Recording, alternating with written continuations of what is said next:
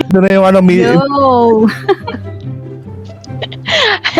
Andito na yung main character. andito na Andito na yung main character. Andito na yung main character. andito na yung, ano na yung middle child, ano, ni Atty. Libayan, si Pinoy Extreme, ako yung middle. Siya yung bunso actually. Yeah, yun. O, diba? Yung nagtatanong kanina, ayan na, ikaw na yung humusga. Kasi sabi mo kanina, kaboses. Ngayon nakikita mo na siya. Ano masasabi mo? Hindi lang kaboses, di ba? Ready to sleep. Oo nga, ready to Ayun, sleep na nga si Pinoy Extreme, oh. Hindi, nire-relax ko lang yung sarili ko. Naalala mo ng mga bata pa tayo, di ba? Yung kapag naglalaro tayo ng Transformers. Hindi, joke lang. Game. Ano na? Okay, Topic. magpapa-warm up muna ako bago magtanong si Jessie. Warm up? Oo. Simple lang naman tong papagawa ko. Hindi ko sure kung familiar kayo, pero sige. Kapag galing sa White Lion, hindi ko alam kung simple talaga yan. Okay. Oh. Simple lang to. Kailangan nyo lang i-close yung kamay nyo, ganyan. Ganyan lang. Okay. Ganyan lang kayo. Ngayon na? Okay. Oo, ngayon na. Sige, sabay. Kahit hindi sabay, basta ganyan lang. Ano yung nakikita nyo na nasa ibabaw? Yung right or yung left? Yung Mine left. is left. Kayo ano, Jessie, kay Jessie muna. Ano sa'yo? Left? Left, yes. Left. Okay, kay Caillou. Left. Left, kay Pinoy Extreme. Nasa Middle. ibabaw. Hindi, joke lang. Yeah, Ha? actually, Ano? di ba ganito? Hindi, Tama. sa ibabaw. Sa ibabaw. Sige, Ito dito. Ano yung... Ito yung thumb. Yes, yes. Yeah, you left. You left You left din. Left din. Oo, tatlo kayo. Left, sa akin right. Mga lefties. Mga lefties. Right. So, yung yung audience, yung mga nasa kung tinray nyo. Hindi Pinoy Extreme. Okay, Ano lang? ito yan. May nag-right. May nag-right, right sa inyo. Yung nasa left, mga ano kayo, mind over heart. Pag nasa right, heart over mind. Mga pinagbabasa mo, White Lion. Warm up nga, di ba? Okay, malalaman natin yan dun kasi Basahin na rin kaya natin yung horoscope natin. Dinibang ka na ni Kayo, wala pa man din. Mapapatunayan ko yan mamaya. Tingnan nyo. Sige, umpisa mo na, Jessie. Nag-trip ka agad, kainis. Hindi siguro nakabili ng kape yan. Ano ba yung binili mo Nakabila ako, kape? nakabila ako. Gising na gising ka, ha? Anyway, Parang pang Mga ganyan. doon sa mga audience natin, just to set their expectation, this is not a debate po. We don't go there. Hindi po Coffee siya and debate. Cobra. So, ito ay discussion lang. It's a casual discussion between, well, hindi siya between, dun sa apat sa amin, as you can see. And this is about when logic meets empathy, the real battle in the modern conversation. So I just think that it's relevant kasi syempre, the community advocates that people would, exercise critical thinking, be logical, ganon. So, I was thinking lang, what if kailangan ng listener ng empathy to be able to understand what you actually want to convey, even when you're logical. So, I have questions here. Naranasan mo bang tama ka naman pero galit pa rin sila? Mas mahalaga ba ang facts o kung paano? Abay, madalas. Mas mahalaga ba ang facts o kung paano mo pina-feel yung kausap mo? Kung logical ka pero wala kang empathy, tama ka pa rin ba? So these are, questions that Of course. common people would ask. Now, Trick question. okay, go ahead. Any reaction? Na una, I think in Christian worldview kasi, empathy is actually a bad thing. Sympathy is a good thing. So Okay? let's define Yeah. and differentiate those two. Empathy is parang you actually feel what they feel, right? It's like kung sa amin sa customer service, you're Pupunta putting sa shoes. shoes, yes. Sa shoes. But what if that shoe is sinful? Mm. So, in Jesus Christ world, it's sympathy. You know what they're going through. You understand what they're going through. You sympathize with them, but you cannot empathize because may tendency na mahatak ka doon sa sin. That Welcome was to my the dark problem side. before. Oo, ganon. Parang may gustong Kasi- i-comment si Because, si alam mo bakit? Alam ko yan. Because before I became logical, I was a super empath. Yan yung pagkakaiba ng mag-asawa kasi empath ako dati talaga. Sobrang empath ko. Ngayon nyo lang nakikita yung pagiging logical ko. Pero to the point na I absorb the pain and suffering and then the experience to the point that I hibernate like a week. Because I feel it. I feel yung nadadaanan nila. Kaya madalas ang asawa ko, ayaw niya na may mag-share sa akin ng dark. Oh. Gine-gatekeep niya yun. Gine-gatekeep niya yun kasi alam niya kung ano yung mangyari sa akin next. Kaya bago ako naging logical, empath muna ako. Okay, your take, Pinoy Extreme. Interesting, no? Nabanggit mo na you are actually on the side of customer service. Madalas ko ring naririnig na ang madalas nilang pinapagamit is empathy, hindi sympathy. Mm-hmm. So medyo ano rin ako lost din ako doon sa sympathy tsaka empathy kasi Okay. pareho silang in a sense mararamdaman mo yung nararamdaman. No. You don't feel the empathy. You don't feel the sympathy. You only feel the empathy. Okay. Sa customer service, siguro mas makaka-help to. Kapag sinabi mo Sa customer kasi- service ba, if you actually, sinasabi mo na, I understand what you're going to, do you really feel it? no. That's not empathy. No. That's not empathy, that's sympathy. That's That's why, sympathy. that's why you will fail on empathy kapag sinama siya sa metrics ng quality assurance. You will fail. You have to be empathetic. It's a skill. Yun yung sinasabi nila. It's a skill to be able to let your listener that feel that you understand them. So how would you do that? You are parang dadalhin mo yung sarili sa pinagdaanan nila. For example, you are talking to someone who's grieving and it's hard to empathize when you haven't experienced really loss in your life. So yun yung sinasabi nilang empathetic skill. Yeah, pwede kang Bigyan humugot kita example sa ibang skill, Go. ibang Go. experience. Yeah. Hindi kasi ano nangyayari doon, like for example, bigyan tayo example sa customer service. Kasi merong part, like for example na alam mo na may maling nagawa doon sa customer, right?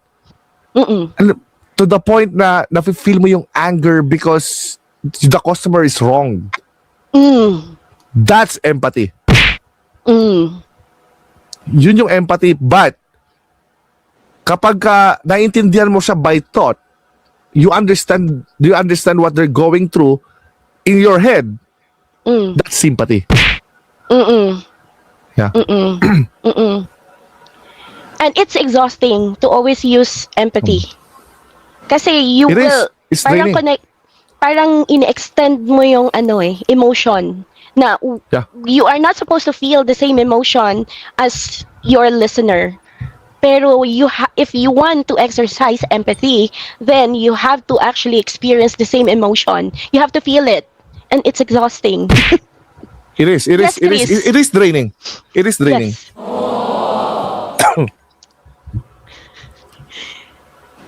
Si Chris parang natulala. Yung difference. Hindi, sinasearch yung difference. Hindi, analyze ko lang yung evaluation sa akin ng previous boss ko. Hindi yung ngayon na, basta yung previous. Sabi kasi sa akin, doon sa evaluation, wala daw akong empathy. Naiinis ako nung time na yon. Syempre, hindi ko pa Because naiintindihan you're yung... joke lang.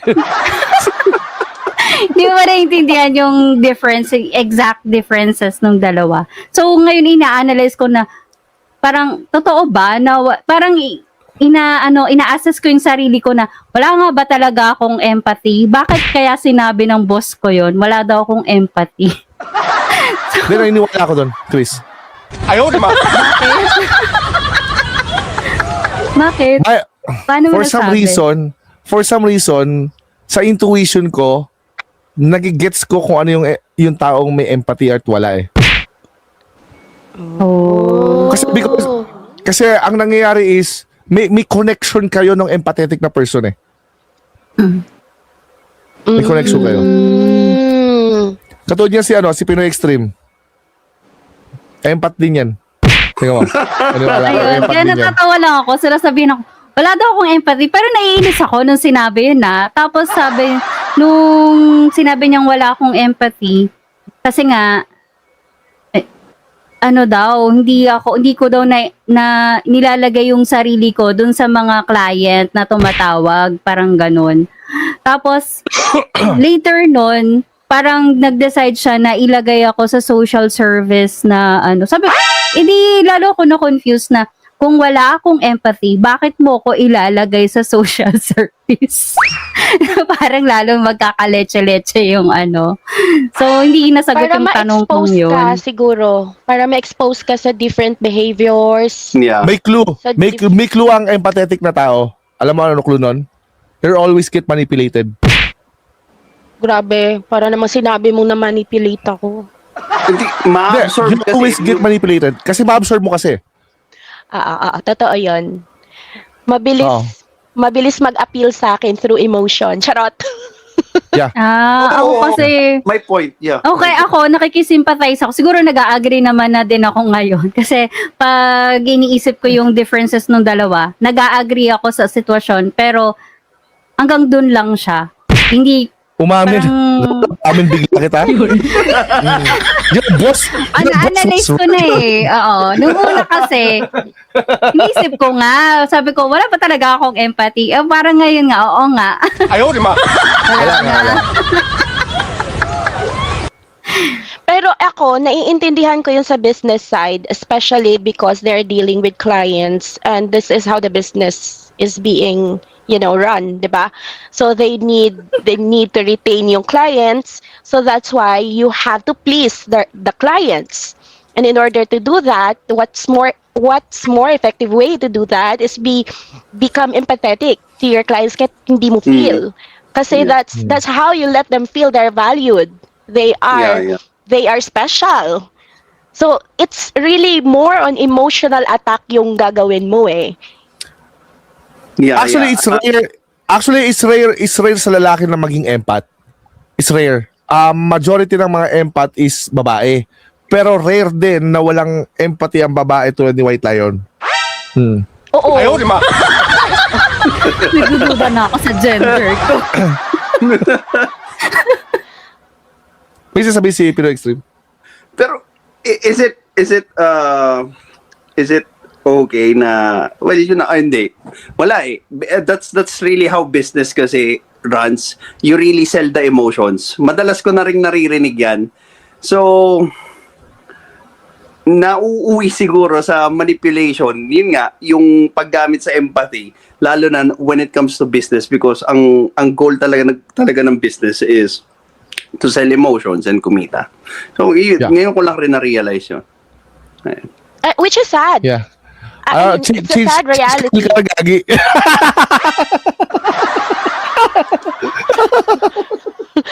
Ano ulit? Ano? Ako Pinoy Extreme empath ka. Wala ko empath ka. Possible. Kasi ano bakit? Isa pang number one indicator na ang tao is empath, kaya niyang maintindihan kahit yung kalaban niya. I see. Yeah. I agree. Kaya niya maintindihan kahit yung kalaban niya. No, nagets ka na kung bakit. Nagets ka na kung Isa pang number one indicator ng empath. Wala, tahimik kayo lahat. Pinag-ano ko lang yung distinction. Nagalit na kayo kagad. Ano ba, end live na ba? Ano ba? Interesting. Ngayon lumalabas yung mga qualities ng empath, which is, tingnan mo, hindi namin alam na yun yung qualities ng empath. Kaya, ano, Oo, ngayon ko lang din talaga yun na na-finalize yung assessment ko. Yeah. Oh, thanks. Actually- thanks to me. Charot. Kasi ang empath, alam mo ang empath, kailangan niya mag-exert ng sobrang effort na maawa. Kasi natural sa kanyang maawa.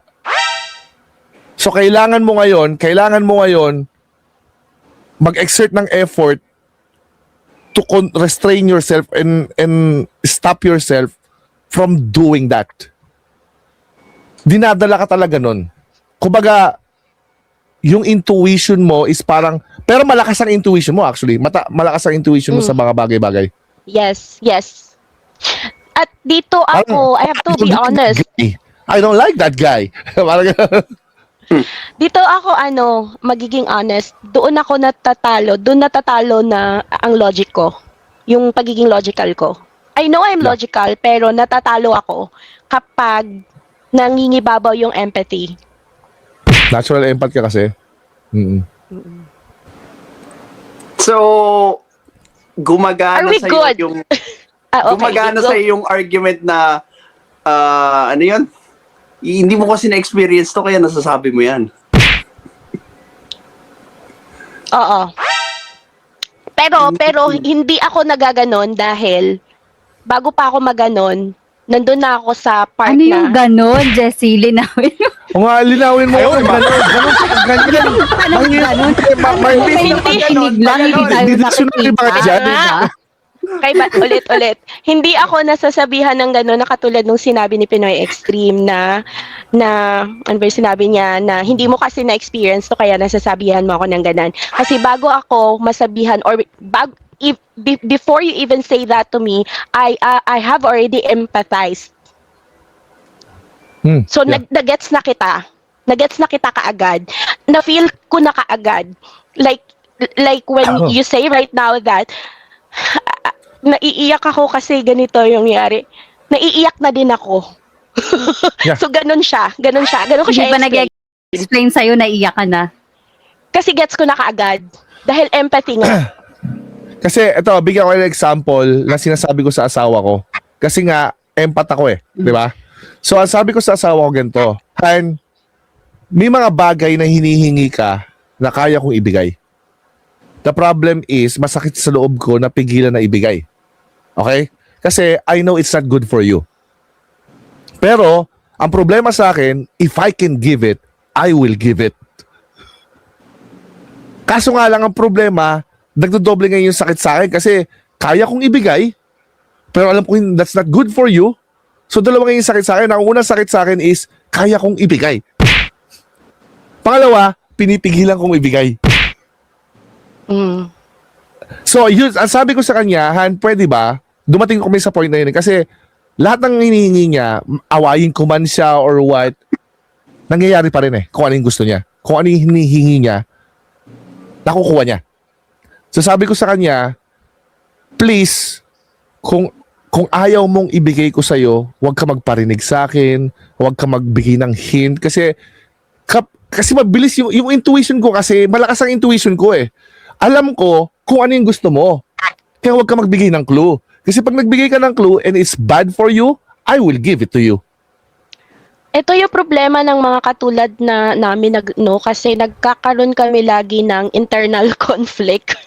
Yeah. It's so depressing. Teka, won't awareness help you deal with that kind of parang ano yan, may ano yung tawag dyan, parang Struggle, dilemma. challenge, Yeah, dilemma. Yeah, that's why I learned logic, dude. Yes. Actually, I learned logic to manage me being an empath. Guess mo? Yeah. But the struggle is still there. Nandun pa rin yung struggle, andun pa rin yung pain. Pero alam mo kasi, meron kang foundation, meron kang methodology na this is the right thing to do, not this. Kaya naman manage mo ngayon yung emotion mo.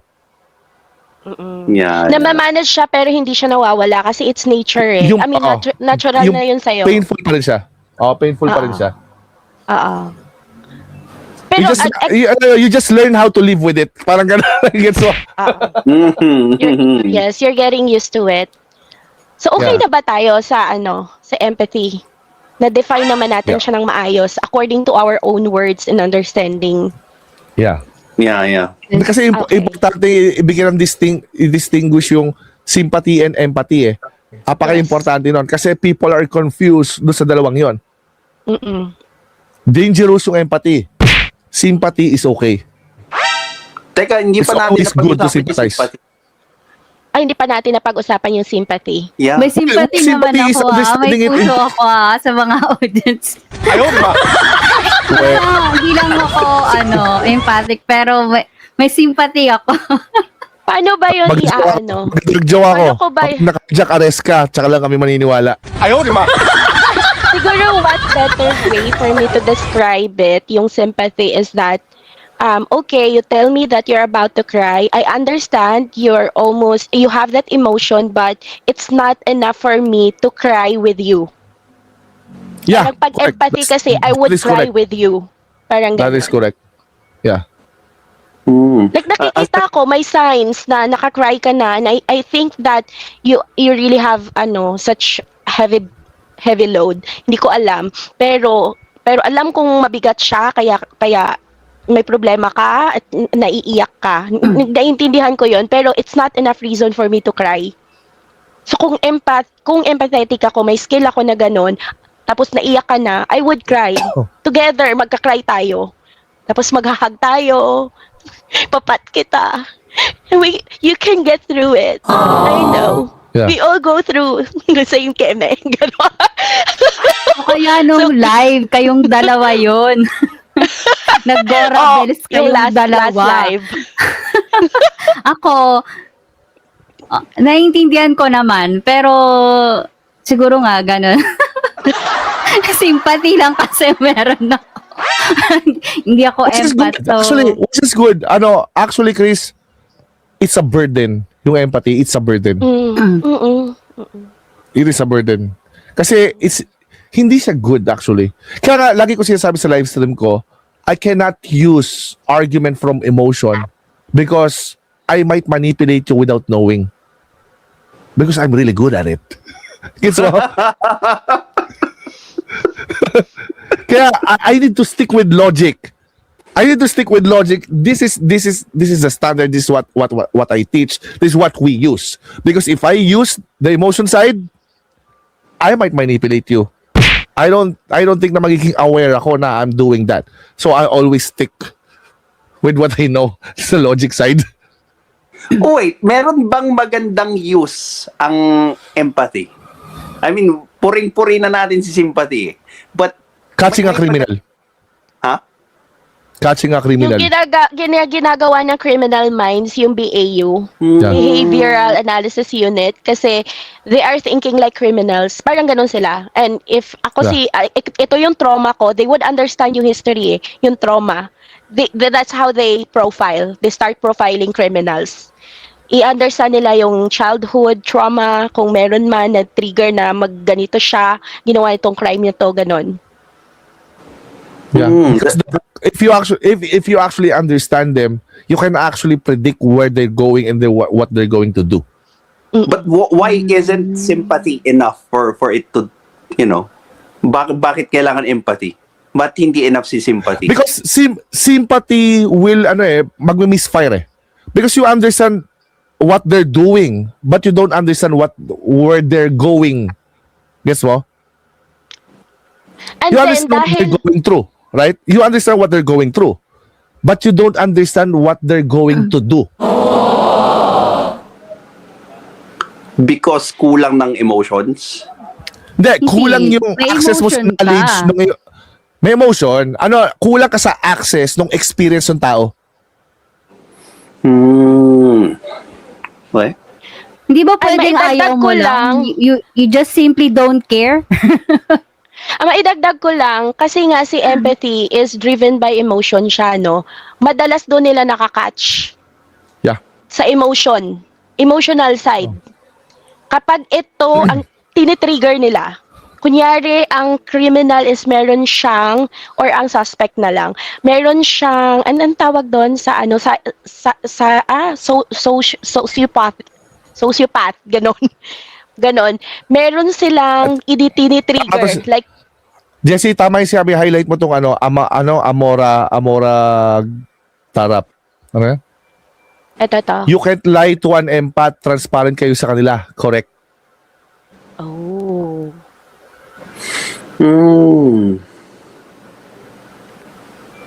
Yung sudden clues, yung mga shift ng emotion mo, yung shift ng mood mo na parang, oh man, you cannot hide from me.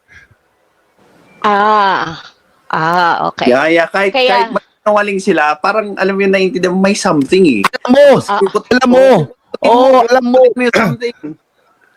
Kasi intuition nga. Yeah. I see. Malakas ang intuition ng empath. Doon mo makikita talaga na ipagkakaiba ng empath sa hindi empath. Okay. May question pa sa sympathy, sa empathy? I'm good. Na-curious lang din ako doon. Okay. Well, buti naman na-curious ka. Ay, may question lang ako kasi hindi ako empath pero mataas ang intuition ko. Pag nakita ko lang yung isang tao, alam ko kung good siya or hindi. Or kung makakasundo ko siya or hindi. Hindi ba yon pasok sa... Hindi ba Well, yun more contradict? No, it kinda is an empath, siguro mababa lang yung ano mo. Wala naman siguro taong walang empathy. Meron siguro sa'yo sobrang normal level. Kasi minsan pag nakita ko isang tao, may nafe-feel ko kung parang parang danger siya, gano'n. Tapos in the end, magtatama yung assessment ko. Talagang meron siyang may gagawin siya sa akin na kakaiba, gano'n. Nagmamatch Baka naman naman siya kasi- yung first impression ko sa... Mag-usap tayo tungkol dyan bukas, ha? Baka naman kasi Chris, hindi siya yung first impression mo. Meron ka lang na-observe. Nag-match nga yung first impression ko sa sa iniisip. Yung nakita ko yung tao, kahit hindi ko pa siya nakakausap, basta makita ko lang yung appearance niya, kahit wala kaming conversation. Bawa, nakita ko siya na kahit hindi sa personal, sa picture lang, ganun, nafe-feel ko yung aura niya, ganun na, ako dito kasi parang ganito. May ganun ako. Tapos, pag nakilala ko na siya, tama, kaya pala ayaw ko sa kanya, ganun. Anong tawag doon? Epat pa rin yan, pero maliit. Konti lang yung ano mo. Kasi hindi naman natin sinasabing may taong walang empathy. Well, psychopath yun. Okay? Psychopath yun yung walang empathy talaga. Pero may mga lahat ng tao is may empathy. Actually, abnormal ka kapag pag wala kang empathy. Okay? Ngayon, disorder yun. Mangyayari disorder yun. Pero meron ka. Pero sobrang konti. Kasi yung sinasabi natin to the extremes eh. Like for example, yung sobrang taas ng empathy mo to the point na nafe-feel mo yung pain. Pag nanonood ako ng halimbawa, kahit animation lang siya, wala siyang dialogues, ganon, walang parang music lang. Okay. Wala Tapos, suggestion. Music lang. Naiiyak ako. May times na gano'n. Kahit yung music, halimbawa Japanese songs, kahit di ko naiintindihan, basta yung music, naiiyak ako. Anong tawag naman doon? Well, maybe it might be... parang maliit na level nga ng empathy eh. Yeah. Or Diba? kung humuhugot siya doon sa previous experience mo na malungkot, since yung tono ng music malungkot, huhugot ka ng memories mo na malungkot. Empathy din yun. Kasi nailalagay ko yung sarili empathy pa rin ko. yun. Empathy pa rin yun. Pero nasa ibang lugar. Siguro ang empathy mo is like, for example, sa artist na gumagawa ng song. Siguro nararamdaman mo, nararamdaman niya nung moment na kinano niya because of the notes. Siguro you can translate the notes by intuition. Nakikita mo kung ano yung nararamdaman niya nung kinocompose niya yun or whatever, ganon. Oh, so baka may iba-iba bang klase ng empathy, ganon? Oo naman. May Oo naman. classification. Oo naman. Oo, Okay. marami. So, hindi lang extreme yung sa akin. Oh, alam mo bang may dark empath? Ikaw ba yan? Meron. Ikaw yan. Meron, may dark empath. Oh, teka. Anong distinction nun? Parang yan sa akin, ano lang, magic sarap na ibudbud lang. Ito. A dark empath is an individual with high cognitive empathy, the ability to understand others' emotions combined with dark triad traits, narcissism, Machiavellianism, psychopathy. Manipulator ang dark empath. Sabi Yeah. ni, ano. Hmm. So, once in your life, naging manipulator ka ba? Me? Not just once? I think hanggang ano yata, hanggang 2015. Well, nung mga bata May tayo. PhD ka ba dyan? Di lang yata PhD, nag-double yata ako eh. Grabe. Sorry na, nawalan ako ng connection. Ayun, grabe. Sabi naman Si doon sa Pinoy buhay na naging Extreme. manipulator ka. Sabi ko, parang hanggang 2015. Si Pinoy Extreme, mga gaano katagal yung same naalala ko- question. Naalala ko nung bata ko. Like, nung tumanda kasi ako, ina-examine ko yung mga pinagagawa ko ng bata ko. Hindi ko na-realize na kaya ko palang umiyak nang hindi ko nararamdaman yung parang reason kung bakit dapat akong umiyak. Parang nagiging tool yung pag-iyak sa akin. Yun. Nagiging Like, tool. Anong particular example na Like, for example, umiiyak sabi ka niya, na walang dahilan? Ganon? Parang artista? Hindi. May reason ako kung bakit ako umiiyak. And yun na yung sinasabi ni Kayo kanina na hahawaan kita nung emotions ko nung pag-iyak Yeah. para makuha ko yung goal ko. Correct. Kung bakit Correct. yun. Correct. Napansin ko yun nung bata ko, ginagawa ko yun para either makakuha ko nung laruan na gusto ko, nung pagkain, makalabas kami. Dadaanin mo sa iyak. Yes. Effective yun. Effective yung pag-iyak ng lalo na bata. Oh. Oh. Kaya kung sino may mga kilala yung lagi nagpapaaway, lagi niya dinadown yung sarili niya, Yeah. empath yun. Talagang mga emo kayo, no? Hindi naman ako Certified emo. emo. Oy. Bakit kasama emo ako? Ginagamit ko Hindi ba sa yun? advantage ko na yun ah. Emo kayo, si Jessie, tsaka ikaw, di ba, mamin ka. Emo kayo, geng-geng ako. Eh. Kaya pala talaga hindi tayo magkapare. Yan. Geng-geng din Talaga po. tayo. O edi mali yung pa-warm up mo kanina o di dapat kami yung heart over mind. Oh, di ba?